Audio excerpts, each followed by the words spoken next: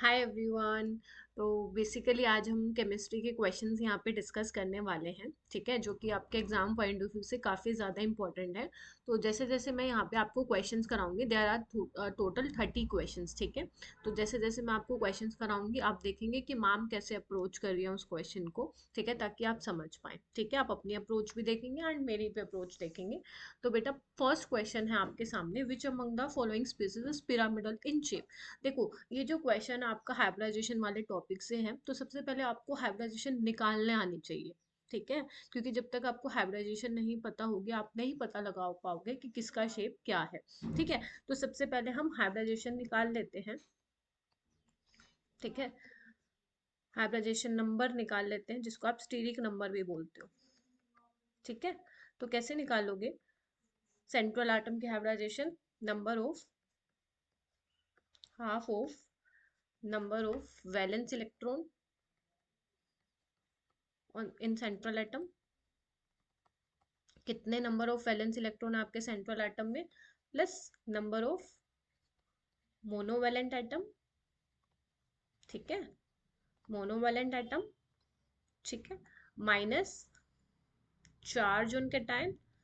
Cation पे जितना charge होगा उतना माइनस कर देना, और अगर अनायन हुआ तो जितना चार्ज होगा उतना प्लस कर देना, ठीक है। अब मोनोवेलेंट एटम से क्या मतलब है? जो एक बॉन्ड बनाता है, ठीक है, लाइक फ्लोरीन हो गया, आपका हाइड्रोजन हो गया, ब्रोमीन हो गया, ठीक है, क्लोरीन हो गया, आयोडीन हो गया। हालांकि क्या कहते हैं, ब्रोमीन, क्लोरीन एंड आयोडीन एक से ज्यादा बॉन्ड बनाते हैं, बट एक तो बनाता ही है। तो आपको यहाँ पे मोनोवेलेंट स्पीसीज लेनी है, ये नहीं कि आप ऑक्सीजन ले रहे हो, ऑक्सीजन नहीं लोगे, बिकॉज ऑक्सीजन इज डाईवेलेंट। बहुत बच्चे ऑक्सीजन को भी काउंट कर देते हैं। नाइट्रोजन नहीं लेना है, वो ट्राईवेलेंट होता है, ठीक है। आपको मोनोवेलेंट स्पीसीज लेनी है, ठीक है। चलो फिर स्टार्ट करते हैं। अगर बेटा मैं ClF3 के हाइब्रिडाइजेशन निकालूं, तो कैसे निकालूंगे? देखो इधर, हाफ ऑफ यहीं पे निकालते हैं। अब सेंट्रल एटम क्या है? क्लोरीन है, एंड उसके साइड एटम क्या है? फ्लोरीन है। तो क्लोरीन में वैलेंस इलेक्ट्रॉन कितने होंगे? 7। मोनोवेलेंट कितने हैं? 3। तो 7 + 3 कितना हो जाएगा? 10/2, 5, ठीक है। अब क्या करेंगे? देखो, क्लोरीन के साथ साइड एटम कितने हैं? 3 फ्लोरीन है, तो यानी कि 3 तो क्या होंगे? बॉन्ड पेयर होंगे, ठीक है, जो कि पार्टिसिपेट करने वाले हैं हाइब्रिडाइजेशन में, और उसके साथ 2 लोन पेयर हो जाएंगे। तो बेटा, जब 3 बॉन्ड पेयर होते हैं और 2 लोन पेयर होते हैं, इन दैट केस जो शेप आती है वो टी शेप होती है, ठीक है। ज्योमेट्री तो होती है ट्रायंगल बाय पिरामिडल, बट जो उसकी शेप होती है वो टी शेप होती है। 3 बॉन्ड पेयर और 2 लोन पेयर। अगर मैं बात करूँ सल्फ SF4 की, तो हाफ ऑफ सल्फर में कितने वैलेंस इलेक्ट्रॉन है? सल्फर में वैलेंस इलेक्ट्रॉन ऑक्सीजन फैमिली का है ना, तो 6 होंगे, प्लस मोनोवैलेंट एटम 10/2, 5, ठीक है। तो इसका भी TBP ज्योमेट्री हो जाएगा, और 4 बोन पेयर हो जाएंगे, क्योंकि 4 फ्लोरीन साइड एटम में है, और एक क्या हो जाएगा इसका? लोन पेयर, यानी कि ये सीसो शेप होगी बेटा, सीसो, ठीक है। इसमें देखो, हाफ ऑफ बोरोन में कितना होगा? बोरोन ग्रुप 13 का है, तो 3 + 3 साइड एटम, ठीक है। तो ये हो जाएगा 3। तो इसकी हाइब्रिडाइजेशन क्या हो जाएगी? sp2, और ये तो प्लेनर ही होता है। अब आते हैं हम NF3 पे। NF3 का यहाँ करके दिखा दो, देखो, हाफ ऑफ नाइट्रोजन ग्रुप 15 का है, तो 5 वैलेंस इलेक्ट्रॉन। आपको पता होने चाहिए किसमें कितने वैलेंस इलेक्ट्रॉन है। अगर ये नहीं पता होगा बच्चे, तो नहीं हो पाएगा, ठीक है। जैसे ग्रुप 13 में 3 होंगे, ग्रुप 14 के एलिमेंट्स में 4 होंगे, ग्रुप 15 के एलिमेंट में 5 वैलेंस इलेक्ट्रॉन होंगे, ग्रुप 16 में 7 होंगे, ग्रुप 17 में 7, एंड ग्रुप 18 में 8 होंगे। तो 5 + 3 कितना हो जाएगा? 8/2, 4। अब देखो, 3 तो क्या होंगे? बॉन्ड पेयर, और एक लोन पेयर में हो जाएगा। तो यानी कि 3 बॉन्ड पर एक लोन पेयर, यानी कि ये आपका क्या है? पिरामिडल इन शेप होगा। इसका शेप कैसा होगा? NF3 का पिरामिडल। कैसे दिखाएंगे इसको? देखो, ऐसे, ठीक है। जबकि बाकियों की हाइब्रिडाइजेशन क्या थी? sp3d थी। इसकी भी sp3d थी, ClF3 की, SF4 की भी, BCl3 की sp2 थी। तो हमारा जो करेक्ट आंसर आ जाएगा NF3 आ जाएगा, ठीक है। आई होप कि क्लियर हो गया होगा। ओके, नेक्स्ट क्वेश्चन कहता है the species which does not exist. आपको ये देखना है जो स्पीसीज एग्जिस्ट ही नहीं करती है। तो कहाँ से ये क्वेश्चन? केमिकल बॉन्डिंग वाले चैप्टर से है, जो कि आपका मोस्ट मोस्ट इंपॉर्टेंट चैप्टर है, and topic MOT, molecular orbital theory, ठीक है। तो अब देखो कैसे करोगे। इसका आंसर है बी। कैसे? हीलियम का क्या होता है? एटॉमिक नंबर 2 होता है। अब टोटल कितने हो जाएंगे इसमें? 4 इलेक्ट्रॉन हो जाएंगे, तो कैसे फिल करोगे? Sigma 1s, sigma star 1s, ठीक है, 2, ठीक है। तो बॉन्ड ऑर्डर कैसे निकालोगे? Half of number of electron in bonding orbital 2, anti bonding में कितने हैं? 2। तो ये कितना आ जाएगा? 0। यानी कि अगर बेटा बॉन्ड ऑर्डर ही 0 हो गया तो मॉलिक्यूल डज नॉट एग्जिस्ट, ठीक है।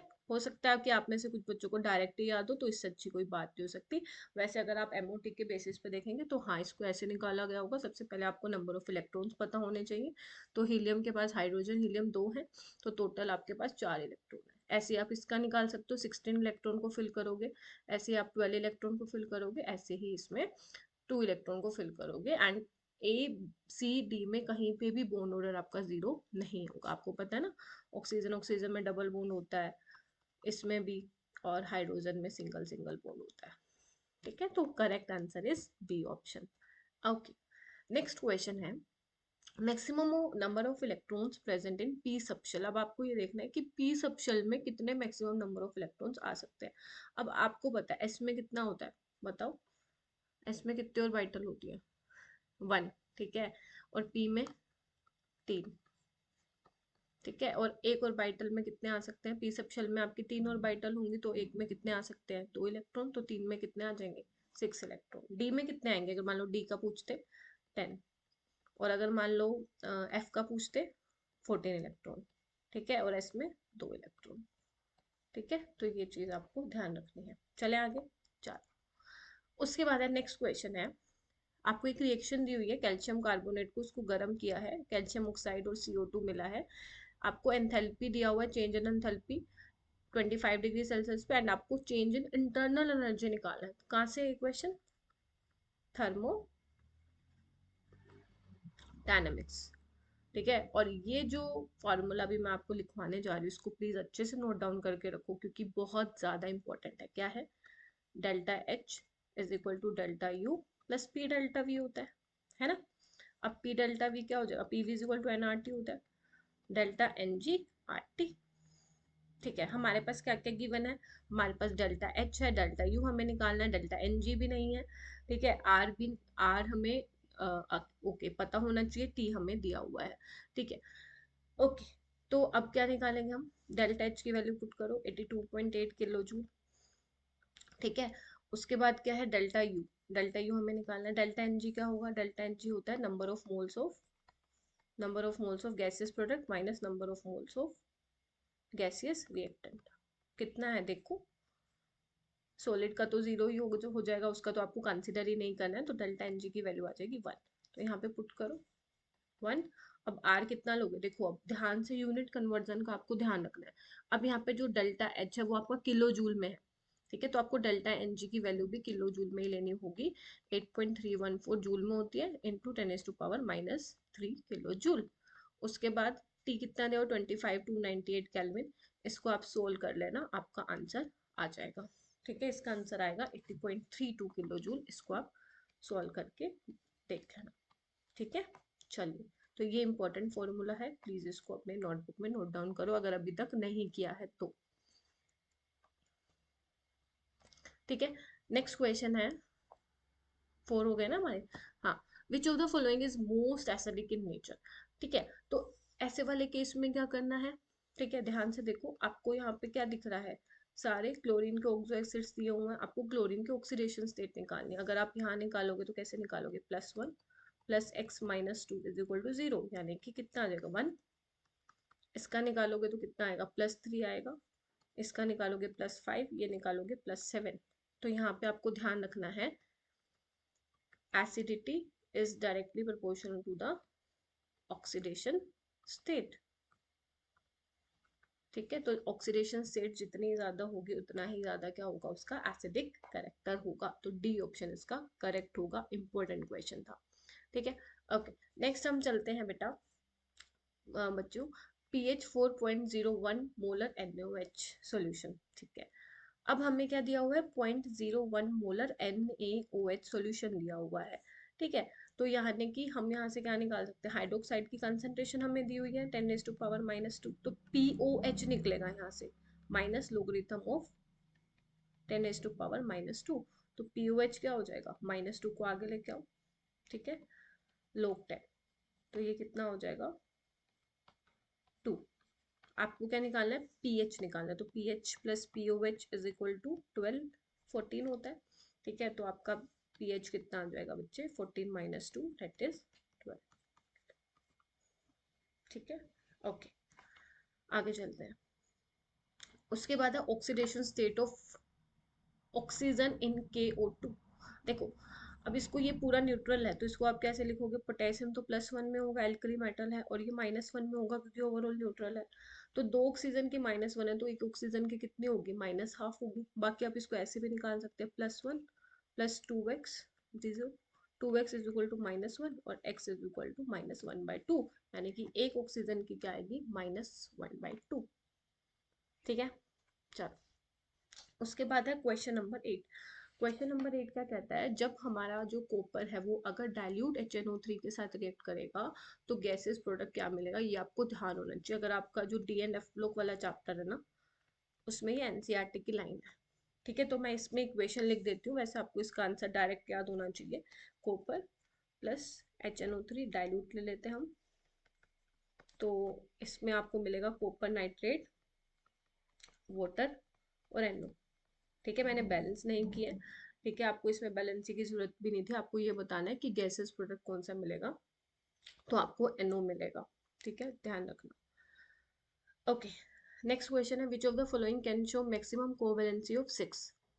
ओके, अब एक बात बताओ, carbon, nitrogen, boron, carbon, nitrogen, boron, इन तीनों के पास ही क्या नहीं है, डी ऑर्बिटल नहीं है, absence of D orbital, D orbital नहीं है। अगर इनके पास डी ऑर्बिटल ही नहीं है बेटा, तो ये अपनी कोवैलेंसी को 6 तक कैसे लेके जाएंगे, कैसे 6 बॉन्ड बना सकते हैं, नहीं बना सकते हैं, ठीक है। लेकिन सिलिकॉन के पास क्या है, हमारे पास सिलिकॉन के पास है, सिलिकॉन कौन सी फैमिली में आता है, सिलिकॉन कार्बन की फैमिली में आता है, तो कार्बन के पास क्या है, 1s2 2s2 2p2, इसके पास क्या हो जाएगा, 3s2 3p2, इसके पास डी ऑर्बिटल क्या है, वैकेंट है, वैकेंट डी ऑर्बिटल, ठीक है, तो 4 से ज्यादा ये अपने बॉन्ड बना सकता है और अपनी कोवैलेंसी को 6 तक एक्सपेंड कर सकता है, तो इसका आंसर आएगा सिलिकॉन, ना कि कार्बन, ना नाइट्रोजन और ना ही बोरोन, ठीक है, ओके।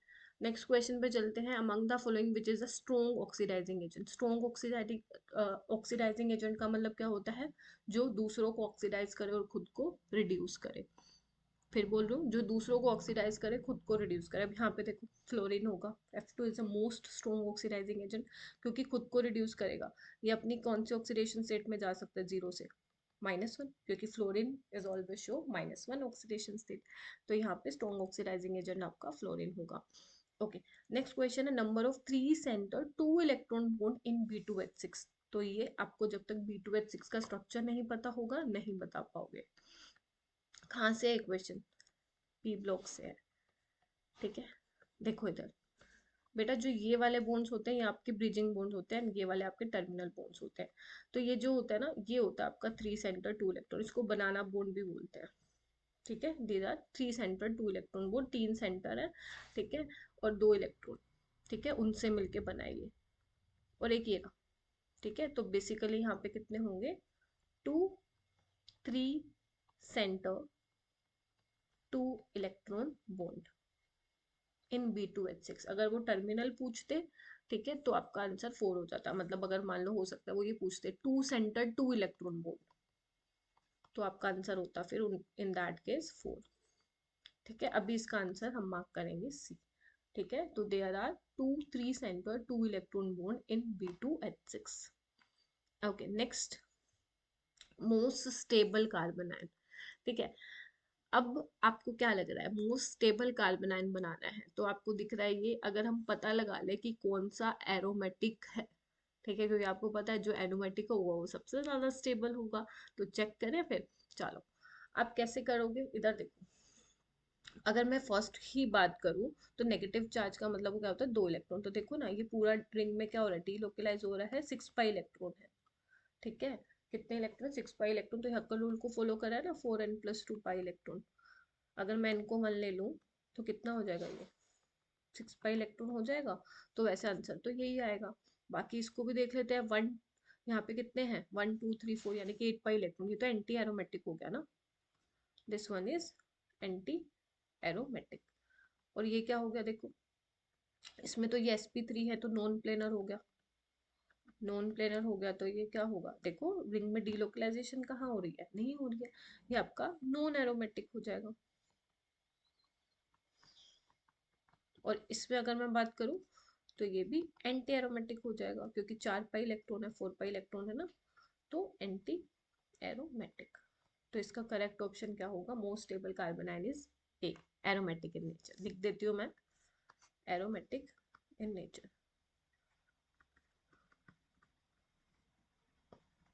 अगर बेटा ऑर्डर ऑफ, मान लो अगर ऐसा क्वेश्चन आ जाता है, स्टेबिलिटी का ऑर्डर बता दो, आपसे क्वेश्चन पूछ सकता है, तो ध्यान रखना सबसे ज्यादा स्टेबल आपका एरोमेटिक होता है, उसके बाद नॉन एरोमेटिक, उसके बाद एंटी एरोमेटिक। एंटी एरोमेटिक को सबसे आपको पीछे रखना है,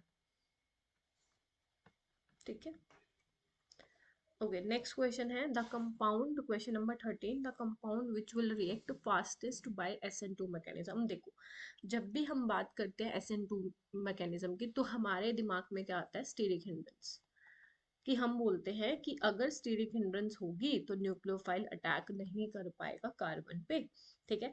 जैसे आपको देखो सी ऑप्शन में क्या दिख रहा है, सी ऑप्शन में भाई इतने सारे क्या है, यहाँ पे क्या दिख रहा है आपको, फिनाइल रिंग 3 लगे हुए हैं और Br। अब एक बात बताओ, न्यूक्लियोफाइल अगर पीछे से अटैक आएगा करेगा तो बहुत ज्यादा स्टीरिक हिंड्रेंस फील करेगा, तो ये तो नहीं रिएक्ट करेगा, बहुत ही इसकी रिएक्टिविटी बहुत ही स्लो होगी। यहाँ पे भी न्यूक्लियोफाइल अटैक करेगा, इसके पास ऑलरेडी इलेक्ट्रॉन डेंसिटी है, न्यूक्लियोफाइल भी इलेक्ट्रॉन रिच है, तो ये भी अच्छे से अटैक नहीं कर पाएगा, इसका भी रेट बहुत स्लो होगा, ठीक है। इसमें देखो यहाँ पे भी सेम है, ठीक है, यहाँ पे भी बिल्कुल सेम है कि इसके पास ये भी न्यूक्लियोफाइल भी इलेक्ट्रॉन रिच है एंड इसके पास भी इलेक्ट्रॉन डेंसिटी, ये भी नहीं होगा, ये अच्छे से क्या कर देगा, रिएक्ट कर देगा। क्यों, इधर देखो, अब बेंजीन के साथ कार्बन अटैच है, ठीक है, बेंजीन के साथ डायरेक्ट हेलोजन अटैच नहीं है, तो यहाँ पे न्यूक्लियोफाइल आराम से आके अटैक कर देगा। तो अगर आपसे इसमें क्या पूछा है, फास्टेस्ट बाय SN2 मैकेनिज्म, तो सी वाला इसका ऑप्शन करेक्ट होगा। ओके, उसके बाद हम बात करते हैं क्वेश्चन नंबर 14 पे। तो क्वेश्चन नंबर 14 क्या कह रहा है, at 25 degree Celsius highest osmotic pressure is exhibited by 0.1 solution of. देखो, ऑस्मोटिक प्रेशर जो है वो क्या है, हमारी कोलिगेटिव प्रॉपर्टी है, कोलिगेटिव प्रॉपर्टी है, ठीक है। एंड ये किस पे डिपेंड करती है, depends on number of solute particles, ठीक है। अगर सोल्यूट पार्टिकल ज्यादा है तो ऑस्मोटिक प्रेशर भी ज्यादा होगा। अब देखो सब में कंसंट्रेशन सेम है, होता क्या osmotic pressure, pi is equal to iota C into R into T, concentration into gas constant, temperature, temperature सबका सेम है, कंसंट्रेशन सबका सेम है, आर यूनिवर्सल गैस कॉन्सेंट है, यानी कि जो ऑस्मोटिक प्रेशर है वो डिपेंड किस पे किया, आयोटा पे किया। अब आयोटा क्या है, वोल्टो फैक्टर है। अब यहाँ पे कुछ नहीं मेंशन है, तो बच्चे आपको मानना पड़ेगा कि यहाँ पे 100% डिसोसिएशन हो रहा होगा, ठीक है। चलो फिर, यानी कि आयोटा की वैल्यू n के बराबर होगी, तो देख लेते हैं जिसमें आयोटा की वैल्यू ज्यादा है तो उसका ऑस्मोटिक प्रेशर भी ज्यादा होगा। यूरिया तो डिसोसिएट नहीं करेगा, 1 आएगी, इसके लिए भी n की वैल्यू 1 आएगी, इसके लिए n की वैल्यू 2 आएगी, देखो Na+Cl नेगेटिव में डिसोसिएट होगा। AlCl3 में क्या होगा, Al3++3Cl नेगेटिव, इसमें जो n की वैल्यू आएगी, आयोटा की वैल्यू 4 होगी, तो इसी का ऑस्मोटिक प्रेशर क्या होगा, सबसे ज्यादा होगा। यही पूछा था आपसे। ओके, नेक्स्ट क्वेश्चन है limiting molar conductivity of HAC, क्या है, एसिटिक एसिड है ना, CH3COH। ओके, वो पूछा है कैसे। अब देखो इसको हम कैसे बनाएं, आपको सारे ऑप्शन को चेक करना है, ये आपका इलेक्ट्रोकेमिस्ट्री से क्वेश्चन है, कोलाज लो, ठीक है। चलो, तो हम कैसे बना सकते हैं HAC, खुद देखो, ऑप्शन ऑप्शन को ध्यान से देखो, क्योंकि आपको ऑप्शन को एलिमिनेट करके आप ये क्वेश्चन इजिली सोल्व कर लोगे। अगर मान लो मेरे पास NaC है, ठीक है, यानी कि CH3CONA है, एक मेरे पास HCl है, मुझे चाहिए क्या HAC, तो मेरे पास H आ गया, AC आ गया, बट मुझे क्या नहीं चाहिए, मुझे Na नहीं चाहिए, मुझे Cl नहीं चाहिए। तो मैं अगर इसमें से NaCl माइनस कर दूं, अगर ये कहीं से मुझे वैल्यू मिल जाए तो हाँ मेरे पास लिमिटिंग मोलर कंडक्टिविटी आ जाएगी इसकी। तो अब देख लो कहाँ है ऐसा, यहाँ पे HCl है माइनस NaCl है, ये तो गलत हो गया। NaCl NaAC ये भी गलत हो गया। HCl NaAC माइनस NaCl ये करेक्ट है। ठीक है, ऐसे नीचे वाला गलत हो गया, ये भी इंपॉर्टेंट है, ऐसे वाले क्वेश्चंस भी आते रहते हैं। ओके, नेक्स्ट क्वेश्चन आपके केमिकल काइनेटिक्स से, और ये वाले क्वेश्चन क्या होता है, जब आप चैप्टर को पढ़ना स्टार्ट करते हैं ना, तो सबसे पहला टॉपिक क्या होता है, रेट ऑफ रिएक्शन। वहीं से क्वेश्चन पूछ लिया, क्या पूछा है, हैबर प्रोसेस है N2 + 3H2 2NH3। ठीक है, आपको ये दिया हुआ है -d/dt, N2 का दिया हुआ है 2 × 10⁻³ मोल पर लीटर पर सेकेंड। ठीक है, आपको इसका दिखाना है -d/dt/H2। तो बेटा जब आप इसके लिए रेट ऑफ रिएक्शन लिखोगे तो कैसे लिखोगे, -d/dt N2 -1/3 d/dt/H2, यही लिखोगे ना, कंसंट्रेशन बाय टाइम। ठीक है, तो आपको NH3 का तो चाहिए नहीं, तो हम इसका लिखेंगे ही नहीं, है ना, क्यों लिखना जब इसके बारे में पूछा नहीं हुआ। आपको क्या निकालना है, ये निकालना है, तो 3 को उधर ले जाए, देखो क्या होगा,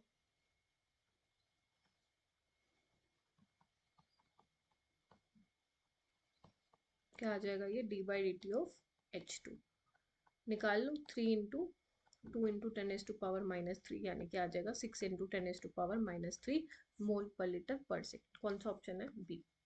इस तरीके से करना है, ऐसे ही आप अमोनिया का भी निकाल सकते थे अगर वो पूछते तो।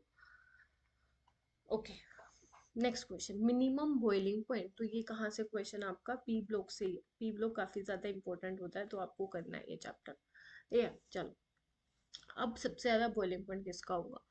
देखो, अगर मैं सारे हाइड्राइड्स लिखूं, H2O, ऐसे कैसे लर्न करते हो, ओ सर सीधा प्रॉब्लम है ना। पोलोनियम वाला मैं जनरली नहीं लिखूंगी इसमें, ठीक है, उसके हम बात भी नहीं करते, रेडियो एक्टिव है। ठीक है, पोलोनियम, तो उसके हाइड्राइड्स की हम बात नहीं कर रहे हैं। ओके, तो अगर मैं बात करूं ग्रुप 16 के हाइड्राइड्स में, तो सबसे पहले इसमें जो सबसे ज्यादा बॉइलिंग पॉइंट होता है वो वाटर का होता है। किसका होता है, वाटर का होता है। रीजन क्या है, due to hydrogen bonding, due to hydrogen bonding, intermolecular hydrogen bonding you can say. ठीक है, इसके बाद होता है H2 टेलोरियम वाला, फिर सेलेनियम वाला, और लास्ट में नंबर आता है सल्फर वाले का। ठीक है, यानी कि आपने H2 को कौन किस बेसिस पे एक्सप्लेन किया, on the basis of hydrogen bonding, जिसकी वजह से इसका बॉइलिंग पॉइंट बहुत ज्यादा है। ज्यादा आपको टेम्परेचर देना पड़ेगा टू बॉयल H2, 100 डिग्री होता है ना वाटर का। उसके बाद ये आपने किस बेसिस पे किया, on the basis of van der Waals forces. ठीक है, जितने ज्यादा वंडरवॉल फोर्सेस होंगे उतना ही ज्यादा क्या होगा, बॉइलिंग पॉइंट होगा। ठीक है, तो इसमें पूछा था मिनिमम, तो मिनिमम पूछा है तो हम H2S लगा देंगे। ठीक है, अगर आपसे पूछा होता मैक्सिमम तो आप वाटर लगा देते, अगर आपसे ऑर्डर पूछा होता तो ये ऑर्डर भी मैंने आपको बता दिया है। ओके, नेक्स्ट क्वेश्चन है, ऑर्गेनिक से है ये क्वेश्चन। बेंजल्डिहाइड की रिएक्शन करवाई है नाइट्रेटिंग मिक्सचर के साथ, क्या होता है, यहाँ से NO2+ आपका इलेक्ट्रोफाइल जनरेट होगा। अब बेटा इधर देखो, जो CHO है, ये वाला जो ग्रुप है, ये क्या है, मेटा डायरेक्टिंग है, मेटा डायरेक्टिंग है। तो यानी कि इनकमिंग इलेक्ट्रोफाइल, जो भी इलेक्ट्रोफाइल आएगा will attack on Meta position. तो देख लो किसमें से है, ये वाला अपना क्या हो जाएगा, करेक्ट हो जाएगा। इसमें ऑर्थो पे है, इसमें क्या है, पैरा पे है, तो ए वाला इसका क्या हो जाएगा, correct. Next question, question number 19, CH3CHO है, डाइल्यूट NOH, कौन सी रिएक्शन है, सोचो, एल्डोल रिएक्शन है। ठीक है, हीट किया हुआ, देखो जब हीट किया हुआ है ना तो उस केस में आप एल्कीन बनाएंगे। तो इसकी मैं आपको ट्रिक बता देती हूँ, जैसे आप करने वाले हैं, देखो इसको ऐसे लिख लो। ठीक है, कार्बोनिल जो C डबल बॉन्ड है उसको इस तरीके से दिखाओ, और जो आप अल्फा H निकालने वाले हो, जैसे आप इस वाले कार्बन का निकालने वाले हो, तो इसको इस तरीके से दिखाओ। ठीक है, और ये ऐसे कर दो। ठीक है, अब देखो यहाँ से बेसिकली आपने अगर मैकेनिज्म सीखा तो आपको पता है यहाँ से पानी निकलता है हमारा इस वाले रिएक्शन में, एंड एल्डोल कंडेंसेशन, तो हम भी निकाल देते हैं फिर पानी। ठीक है, तो क्या हो जाएगा, CH3CH डबल बॉन्ड CCOH बन गया हमारा alpha beta unsaturated carbonyl compound, this is your A. लेकिन अगर आपने ये देखते ही ए ऑप्शन पे टिक लगा दिया है तो वो हो जाएगा बिल्कुल गलत, ठीक है, क्योंकि आगे आपसे पूछा है बी पूछा है। तो बी क्या है, ये देखो रिएजेंट वोल्फ किश्नर रिएक्शन है, वोल्फ किश्नर रिएक्शन है। तो क्या होता है इसमें, कार्बोनिल को किस में चेंज कर देता है, CH2 में। तो यानी कि इसको जब चेंज कर दोगे तो किस में हो जाएगा, CH3CH double bond CH2 CH3 हो जाएगा यहाँ पे। तो ऑप्शन क्या आ जाएगा अपना, सी ऑप्शन करेक्ट हो जाएगा। उसके बाद है which of the following does not undergo Cannizzaro reaction. देखो कैनिजारो के लिए आपको ध्यान रखना पड़ेगा, जिनके पास अल्फा हाइड्रोजन नहीं होता है वही पार्टिसिपेट करेंगे कैनिजारो में। तो does not have alpha hydrogen, ठीक है। चलो अब देखें, कैनिजारो के पास क्या होना चाहिए, अल्फा हाइड्रोजन नहीं होना चाहिए। आपसे पूछा डज नॉट अंडरगो, यानी कि जिसके पास अल्फा, ध्यान से सुनना, जिनके पास अल्फा हाइड्रोजन होगा वो कैनिजारो में पार्टिसिपेट नहीं करेंगे। जैसे HCH जो है, कोई भी अल्फा हाइड्रोजन नहीं है देखो कार्बोनिल कार्बन के साथ, तो ये तो करेगा पार्टिसिपेट। बेंजल्डिहाइड में भी कोई भी अल्फा हाइड्रोजन नहीं है तो ये भी पार्टिसिपेट करेगा। इसमें देखो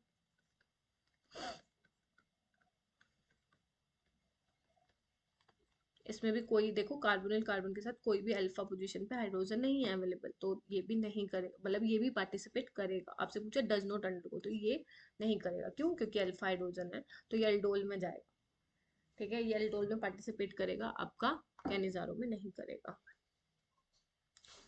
next, which of the following gives both positive iodoform and positive Fehling solution test। तो सबसे पहले आपको क्या करना है, Fehling solution कौन देते हैं, एल्डिहाइड, ठीक है, कीटोन तो नहीं देंगे, इसमें एलिफेटिक एल्डिहाइड ये टेस्ट देंगे। तो देखेंगे CH3CHO, ठीक है, ये तो दे देंगे। एसीटोन नहीं देगा। फॉर्मेल्डिहाइड, ये भी एल्डिहाइड दे देगा। फैलिंग टेस्ट, इथाइल अल्कोहल, ये नहीं देगा। यानी कि हमने एक फैलिंग वाले से ये दो ऑप्शन तो एलिमिनेट कर लिए, एसीटोन और इथाइल अल्कोहल, ठीक है। अब हम देखेंगे आइडोफोम। तो आइडोफोम के लिए आपको क्या चाहिए होता है, मिथाइल केटोन, या तो ये हो, ठीक है, या फिर हमारे पास ये हो, ऐसे कुछ लेंगे जो, ठीक है। तो आप बोल सकते हो कि वो आइडोफोम देगा। तो अब देखो किसमें, फॉर्मेल्डिहाइड में तो ऐसा नहीं है तो ये भी हटा दो। तो एसिटल्डिहाइड इसका क्या होगा, आंसर होगा, क्योंकि देखो इसमें मिथाइल केटोन वाली लिंकेज है। तो ये फैलिंग सॉल्यूशन टेस्ट भी देगा पॉजिटिव और आइडोफोम टेस्ट भी पॉजिटिव देगा। नेक्स्ट है major product formed on the oxidation of 1 decanol in the presence of Jones reagent. Jones reagent क्या होता है, CrO3 in the presence of acid. तो वो क्या करता है, अल्कोहल को, प्राइमरी अल्कोहल को किस में चेंज कर देता है, एसिड में चेंज कर देता है। तो अगर डेकेनोल है तो इससे हमें क्या मिल जाएगा, डेकेनोइक एसिड, ठीक है। तो हमने 22 क्वेश्चंस कर लिए हैं, ठीक है। चलिए नेक्स्ट क्वेश्चन है क्वेश्चन नंबर 23। आपसे पूछा है, इसमें मेरी तरफ से लगाओ star, most important question. Compound which will undergo fast nucleophilic substitution reaction. देखो एक बात बताओ, अब न्यूक्लियोफाइल आएगा अटैक करने, ठीक है, Cl को जाना पड़ेगा तभी न्यूक्लियोफाइल आएगा, क्योंकि अगर आप ऐसे ही लगा दोगे तो कार्बन के 5 बॉन्ड बना दोगे आप। तो न्यूक्लियोफाइल आएगा तो Cl को जाना पड़ेगा। अब मैंने अभी आपको इससे पहले वाले एक क्वेश्चन में बताया कि न्यूक्लियोफाइल यहाँ पे अटैक कैसे करेगा, क्योंकि ये भी इलेक्ट्रॉन रिच है ये भी इलेक्ट्रॉन रिच स्पीसीज है, तो कैसे अटैक करेगा, नहीं कर पाएगा, मुश्किल होगा, ठीक है। तो हम क्या कर दें, अगर मान लो रिंग पे अगर मैं कोई ऐसे ग्रुप लगा दूं जो इलेक्ट्रॉन डेंसिटी को विड्रॉ कर ले, ठीक है, बेंजीन रिंग की इलेक्ट्रॉन डेंसिटी को विड्रॉ कर ले, तो न्यूक्लियोफाइल आसानी से अटैक कर जाएगा। तो अब अगर मैं NO2 या CN कुछ भी लगा दूं तो वो क्या करेगा, उस केस में न्यूक्लियोफिलिक सब्स्टिट्यूशन फास्ट हो जाएगा। अब देखो यहाँ पे लगा हुआ है, ठीक है, तो यहाँ पे एक ही नाइट्रो ग्रुप है, यहाँ पे 3 है, यहाँ पे 2 है सी में, यहाँ पे एक भी नहीं है, तो हटा दो, ठीक है। अब एक बात बताओ, जितने ज्यादा लिख लो यहाँ पे, more the number of electron withdrawing group faster will be the faster will be the nucleophilic reaction, nucleophilic substitution reaction.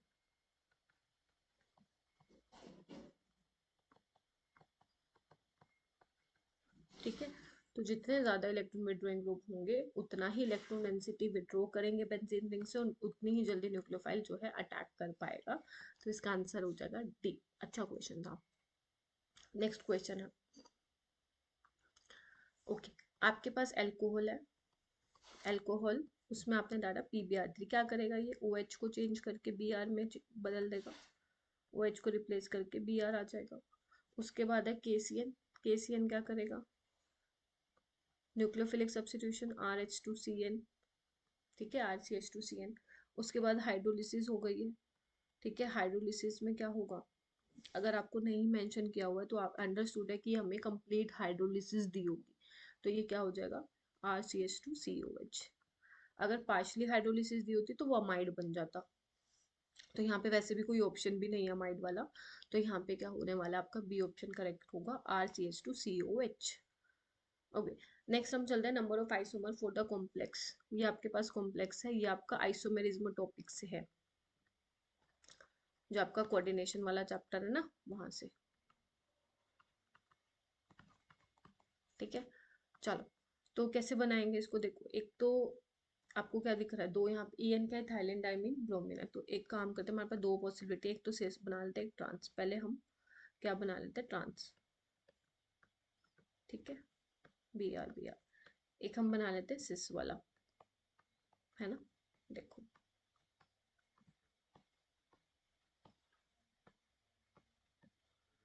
ठीक है, अब टोटल पूछे, आंसर 2 नहीं होगा इसका, कहीं आपने ये देख के बना के आ गए।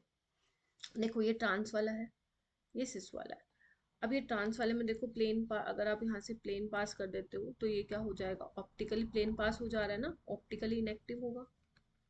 जबकि अगर आप सिस वाले में से प्लेन पास करोगे तो प्लेन पास नहीं होगा, यानी कि ऑप्टिकली एक्टिव होगा। तो इसके दो आइसोमर बनेंगे D और L, ठीक है। तो अपने पास कितने होंगे, दो इसके बनेंगे और एक इसका, तो आंसर आ जाएगा आपका 3, ठीक है। तो टोटल आइसोमर आपके बनेंगे 3। Okay chloroform on reaction with O2 in the presence of sunlight, तो कौन सी गैस, COCl2, ठीक है। ये आपको डायरेक्ट ध्यान रखना है, फोस्जीन, ठीक है। फोस्जीन जो है यहाँ पे आपका बनेगा COCl2। उसके बाद है correct order of basic strength. देखो बेसिक स्ट्रेंथ का मतलब क्या हुआ, देखो इधर बेसिसिटी का मतलब क्या होता है, अवेलेबिलिटी ऑफ लोन पेयर। अगर लोन पेयर अवेलेबल हैं देने के लिए, जैसे मान लो अगर आप रिएक्शन करा रहे हो किसी बेस की, ठीक है, कोई प्रोटॉन डोनर के साथ, तो अगर इसके बेस के इलेक्ट्रॉन अवेलेबल हैं फॉर डोनेशन तो अच्छा बेस हो जाएगा, स्ट्रॉन्ग बेस होगा। अगर ये इलेक्ट्रॉन कहेगा भाई मैं तो अवेलेबल नहीं हूँ, मैं तो नहीं दूंगा, मैं तो कहीं और बिजी हूँ, तो उसकी बेसिक स्ट्रेंथ क्या हो जाएगी, कम हो जाएगी, ठीक है। तो यही हमें चेक करना है, आज देखते हैं। तो सबसे पहले हम बना लेते हैं एनिलीन, उसके बाद हम बना लेते हैं पैरानाइट्रोएनिलीन, ये आपको स्ट्रक्चर बनाने आने चाहिए। उसके बाद हम बना लेते हैं पैराटोलिडीन, ठीक है। तो एक बात देखो ध्यान से, अगर मैं बात करूं हर किसी में कैसे कंपैरिजन करोगे, जो ग्रुप लगे हो, इसमें तो कोई ग्रुप इन लगा हुआ, ठीक है। तो CH3 का आप क्या कंसिडर करोगे, यहाँ पे प्लस I इफेक्ट भी होगा और इसका प्लस H, यानी कि हाइपर कंजुगेशन वाला भी होगा। हाइपर कंजुगेशन को हम ज्यादा डोमिनेंट मानते हैं, क्या होता है पावर, अगर हमें देखना हो तो सबसे रेजोनेंस सबसे पहले, फिर हाइपर कंजुगेशन और फिर इंडक्टिव, ठीक है। उससे भी पहले रेजोनेंस से भी पहले एरोमेटिसिटी आ जाती है, ठीक है। वो बात की बात है, मैं इस क्वेश्चन की बात कर रही हूँ, ठीक है। तो इसमें जो CH3 है उसका हाइपर कंजुगेशन ये क्या कर रहा है, -M और -M, ठीक है। और आपको पता है बेसिसिटी, ध्यान रखना, basicity is directly proportional two electron donating group and inversely proportional two electron withdrawing group, यानी कि NO2 तो क्या करेगा, इलेक्ट्रॉन डेंसिटी को विड्रॉ करेगा, ठीक है, इलेक्ट्रॉन डेंसिटी को विड्रॉ करेगा। तो ये तो जल्दी जल्दी बेंजीन रिंग में अपने इलेक्ट्रॉन देंगे, तो इसकी बेसिसिटी तो सबसे कम हो जाएगी। CH3 क्या कर रहा है, डोनेट कर रहा है, तो ये और अवेलेबल होंगे फॉर डोनेशन, तो पैराटोलिडीन की सबसे ज्यादा, ठीक है। तो और अगर इसकी बात करूँ यहाँ पे तो H लगा हुआ है, ठीक है। तो सबसे ज़्यादा हो जाएगा अपना पैराटोलिडिन। अगर मैं ABC दूँ तो C सबसे ज़्यादा, फिर A, फिर B, यानी कि पैराटोलिडीन, फिर एनिलीन, फिर पैरा नाइट्रो एनिलीन। उसके बाद है which of the following compound will give positive carbylamine test. तो कार्बिल मीन टेस्ट किसके लिए होता है हमारे पास, लिख लो। कार्बिल मीन टेस्ट किसके लिए होता है हमारे पास, फॉर प्राइमरी एलिफेटिक और एरोमेटिक अमीन, ठीक है, इसके लिए होता है। आप देख लो, आंसर आ गया ना, सी। मैं करके बता देती हूँ, देखो एनिलीन है, इसमें रिएजेंट होता है CH Cl3 KOH, तो यहाँ पे आइसोसाइनाइड बन जाता है, ठीक है, आइसोसाइनाइड। ये क्या बन गया, बेंजो आइसोनाइट्राइल, ठीक है, बहुत ही गंदी स्मेल होती है इसकी, ठीक है। तो प्राइमरी अमीन के लिए होता है, फिर वो चाहे एलिफेटिक हो चाहे एरोमेटिक हो। Okay, incorrect statement among the following, आपको बताना है incorrect. Myosin is a fibrous protein, yes correct है ये तो, ठीक है। Glycine is an optically inactive, हाँ ठीक है ये, क्योंकि ये ग्लाइसिन ही होता है जो ऑप्टिकली इनएक्टिव होता है, क्योंकि 2 हाइड्रोजन है इस पे, और हमें पता है अगर ऑप्टिकली एक ही कायरल कार्बन है, मतलब अगर एक ही कार्बन कायरल है तो उसके लिए क्या चाहिए, 4 ग्रुप शुड बी डिफरेंट, लेकिन यहाँ तो सेम हो गए, ठीक है, तो ये भी करेक्ट ही है। Insulin as fibre like structure, ये गलत है, ग्लोबुलर प्रोटीन होता है ये, बायोमोलिक्यूल चैप्टर से है ये। और proline is non essential amino acid, ये भी करेक्ट है, नॉन एसेंशियल होता है। देखो आप ध्यान भी रख सकते हो, मैं आपको याद करवा देती हूँ, अगर आपको याद करना है, आजकल ना क्वेश्चन बहुत फेमस हो रहे हैं, essential amino acid, non essential amino acid, ठीक है, तो आप ध्यान रख सकते हो ना, एसेंशियल अमीनो एसिड के लिए ट्रिक है PVT टिम होल, ठीक है, ये आपको याद रखना है, PVT टिम होल। अब यहाँ पे P क्या है, phenyl alanine, phenyl alanine, V क्या है, वेलिन, ये क्या है, ट्रिप्टोफैन, ट्रिप्टोफैन, ये क्या है, थ्रियोनिन, ये क्या है, आइसोल्यूसिन, M क्या है, मिथियोनिन, मिथियोनिन, H क्या है, हिस्टिडीन, A क्या है, आर्जिनिन, L क्या है, ल्यूसिन, और ये वाला है लाइसिन। तो ये वाले जो अमाइनो एसिड्स हैं, ये आपके एसेंशियल अमाइनो एसिड्स होंगे, ठीक है, और बाकी जो आपके नॉन एसेंशियल होंगे। उसके बाद लास्ट क्वेश्चन है हमारा आज का, Cu2+। तो कॉपर की कॉन्फ़िगरेशन क्या होती है अपने पास, आर्गन 29 होता है ना, आर्गन 18 और 4s1 3d10, ठीक है। अब 2 इलेक्ट्रॉन निकाले हैं, तो 4s0 3d9, कितने अनपेयर्ड इलेक्ट्रॉन है देखो, 1 2 3 4 5 6 7 8 9, ठीक है। एक ही अनपेयर्ड इलेक्ट्रॉन है, अगर एक ही अनपेयर्ड इलेक्ट्रॉन है तो म्यू क्या हो जाएगा, n × n+2, n क्या नंबर ऑफ अनपेयर्ड इलेक्ट्रॉन, यानी कि 1 × 1+2, √3 यानी कि 1.73 बोहर मैग्नेटोन। तो इसका करेक्ट आंसर आएगा आपका ए ऑप्शन, ठीक है। तो आई होप ये क्वेश्चंस आपको समझ में आए होंगे, कैसे आपको अप्रोच करना है आपको समझ में आया होगा, वीडियो हेल्पफुल रही होगी। तो मिलते हैं हम फिर नेक्स्ट वीडियो में, ठीक है, ओके।